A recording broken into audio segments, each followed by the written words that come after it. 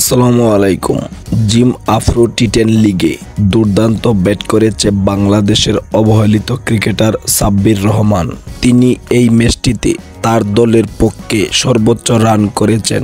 তিনি 12 বলে 36 রান করে তার দলকে একটি সুন্দর টার্গেট দিতে সাহায্য করেন, যেখানে তিনি মারেন 5টি 6-এর মার। জিম আফ্রো টি10 লিগে সাব্বির রহমানের এই ব্যাটিং দেখে মনে হয়েছে সাব্বির রহমান আগের রূপে ফিরে গেছে। তিনি যেন তার আগের ফর্ম ফিরে পেয়েছে। যে সাব্বির রহমানকে দেখার জন্য অধীর আগ্রহে অনেক দিন ধরে অপেক্ষা করে আছে সাব্বির রহমানের দর্শকগুলা। তিনি তার ব্যাটিং নৈপুণ্যে আফগানিস্তানের বোলার করিম জান্নাতকে একের পর এক বলে ছক্কা মারতে থাকে। তার এই সাবলীল ব্যাটিং দেখে তার দলের কোচ সহ সতীর্থরা অনেক খুশি হয়েছে এবং খুশি হয়েছে বাংলাদেশের ক্রিকেট প্রেমী দর্শকরা।